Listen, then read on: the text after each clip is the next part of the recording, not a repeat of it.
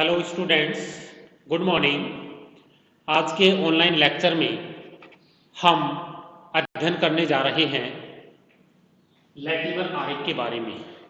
पिछले वीडियोज में हमने ऑक्सीडेशन, रिडक्शन रिएक्शंस या फिर हम ये कहें कि रिडॉक्स रिएक्शंस के तहत हमने जो बेसिक इंट्रोडक्शन, इलेक्ट्रोकेमिकल सीरीज और जो इलेक्ट्रॉन पोटेंशियल, ऑक्सीडेशन पोटेंशियल और साथ में जो विभिन्न पदार्थों को जल में डालने पर उनका जो स्थायित्व है उसके बारे में हमने बात की थी कि जो कई पदार्थ हैं जल में डाले जाने पर जल द्वारा ऑक्सीकृत हो जाते हैं, कुछ पदार्थ जल के द्वारा अपचयित हो जाते हैं, कुछ का डिसप्रोपोर्शनेशन हो जाता है।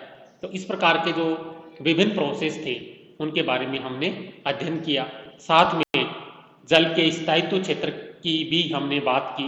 एक डायग्राम की मदद से हमने ये जानने का प्रयास किया कि जब हम विभिन्न पदार्थों को जल में डालते हैं तो जल का एक पर्टिकुलर एरिया या फिर हम ये कहें कि जो pH और जो इलेक्ट्रॉन पोटेंशियल है उसके अंतर्गत एक पर्टिकुलर एरिया ऐसा आता है जिसमें पदार्थ जल के अंदर स्थायी होता है, न उसका ऑक्सीकरण होता है न अपचयन होता है।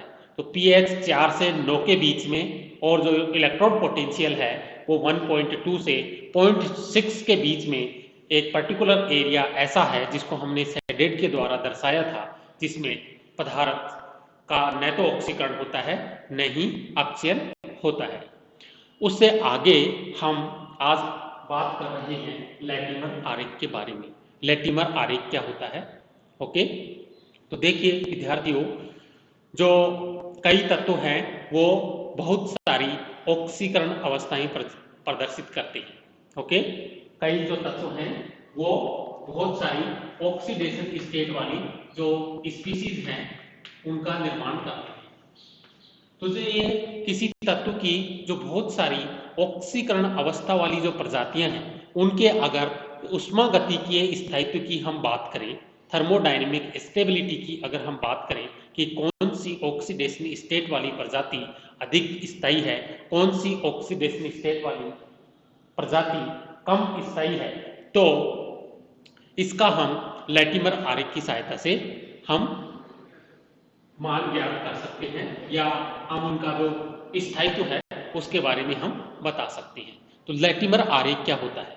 लैटिमर आरेख देखिए, जो विभिन्न किसी तत्व द्वारा दर्शाई गई विभिन्न जो ऑक्सीकरण अवस्था वाली जो प्रजातियां हैं, बहुत सारी जो प्रजातियां हैं, उनके थर्मोडायनेमिक स्टेबिलिटी को हम लैटिमर आरेख की मदद से हम प्रदर्शित कर सकते हैं। तो देखिए लैटिमर आरेख में क्या होता है कि जो किसी तत्व की, जैसे सपोज करिए किसी जो तत्व की विभिन्न ऑक्सीकरण अवस्था वाली जो प्रजातियां हैं उसको P, Q, R, S से दर्शाया गया है।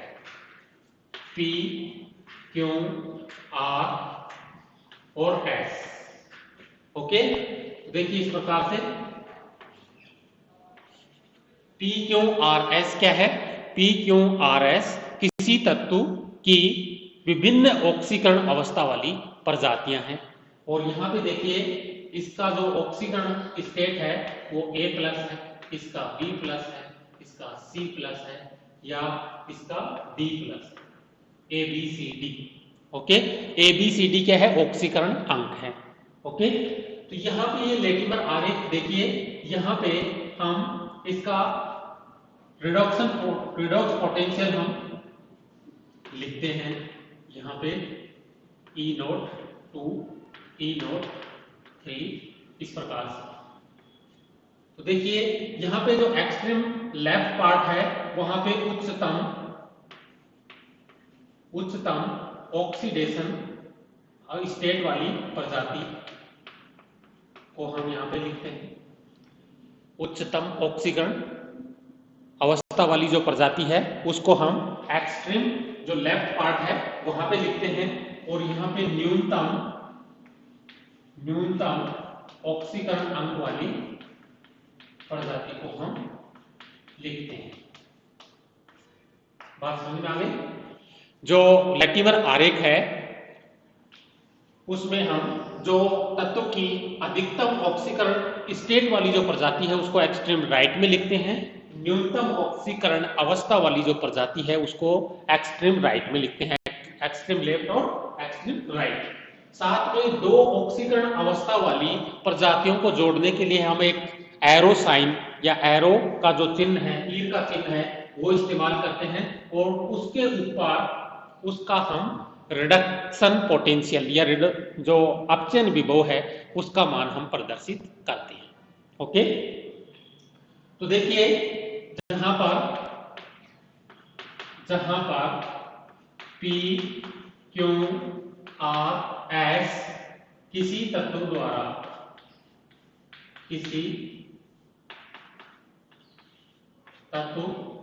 की विभिन्न ऑक्सीकरण अवस्था वाली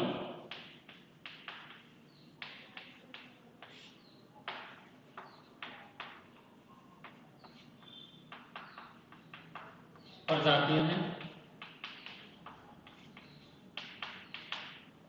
किसी तत्व की विभिन्न ऑक्सीकरण अवस्था वाली प्रजातियां हैं और A, B, C और D क्या है, ये विभिन्न प्रजातियों की ऑक्सीकरण अवस्थाएं हैं, विभिन्न प्रजातियों की ऑक्सीडेशन स्टेट्स हैं। और अगर हम इनका जो मात्रात्मक मान है ऑक्सीकरण अवस्थाओं का उसके क्रम में हम घटते क्रम में हम व्यवस्थित करेंगे तो इस प्रकार से हमें एक क्रम प्राप्त होता है। ए की ऑक्सीकरण अवस्था सर्वाधिक होगी, उससे कम बी की होगी, उससे कम सी की होगी और सबसे कम किसकी होगी, डी की होगी। ये बात समझ में आ गई। लेटिमर आरेख की मदद से हम किसी तत्व द्वारा प्रदर्शित विभिन्न प्रकार की ऑक्सीकरण अवस्था वाली जो प्रजातियां हैं उसको हम एक घटते हुए ऑक्सीकरण अंक में जो तीर का सिंबल है या एरो सिंबल है उसके ऊपर उसका जो रिडक्शन पोटेंशियल है या अपचयन विभव का मान है वो प्रदर्शित करते हुए लिखते हैं। ठीक है, और जो लेटिमर आरेख है उसका उद्देश्य होता है कि जो विभिन्न प्रजातियां हैं उनका जो ऊष्मागतिकीय स्थायित्व है, थर्मोडायनेमिक स्टेबिलिटी है, उसके बारे में हम पता लगा सकते हैं। तो यहां पे क्या है, ऊष्मागतिकीय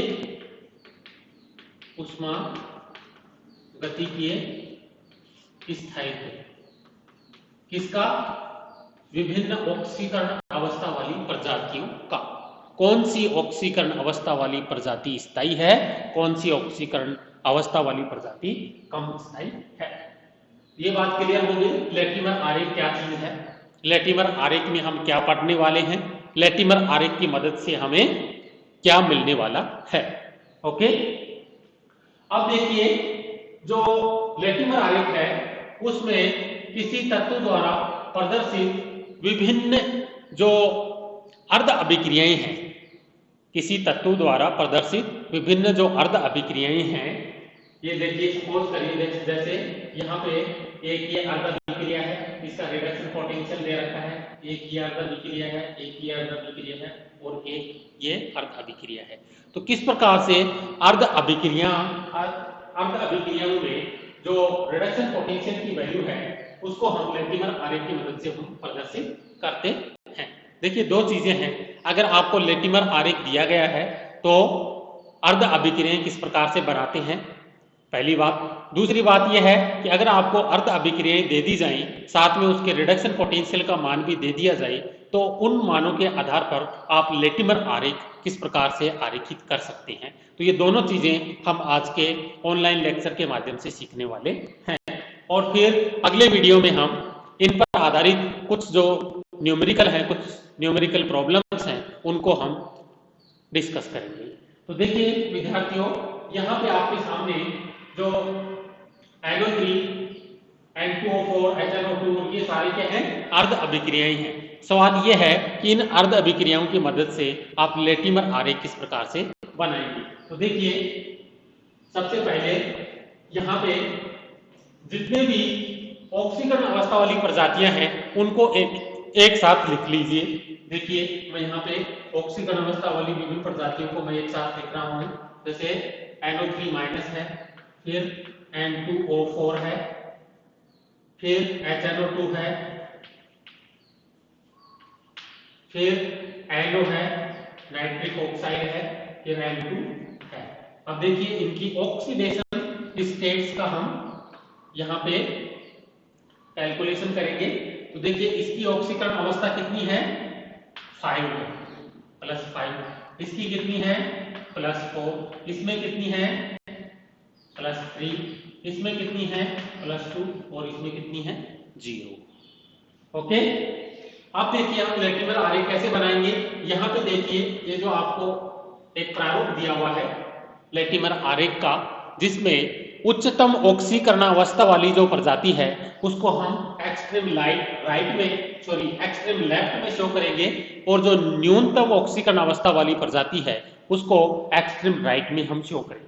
तो देखिए यहाँ पे NO3 माइनस उच्चतम ऑक्सीकरण अवस्था वाली प्रजाति है, तो इसको हम एक्सट्रीम लेफ्ट में, और जो N2 है यहाँ पे लिख देते हैं, N2 है वो न्यूनतम ऑक्सीकरण अवस्था वाली प्रजाति है, इसलिए इसको हम एक्सट्रीम राइट में हम लिखेंगे।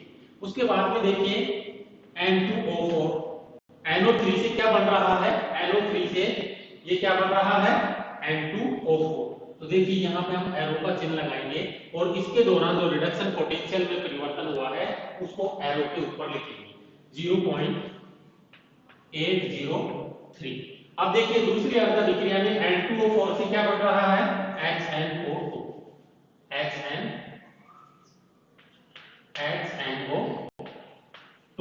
और इस दौरान जो रिडक्शन पोटेंशियल का मान है 1.065। अब फिर HNO2 से अगले उसमें क्या बन रहा है, NO बन रहा है, और इसके दौरान जो रिडक्शन पोटेंशियल का मान है वो आ रहा है 0.983, और उसके बाद में NO से क्या बन रहा है, N2 बन रहा है, और ये मान है 1.680। तो देखिए विद्यार्थियों ये आपके सामने लैटिमर आरेख बन गया है। ये क्या है, लैटिमर आरेख।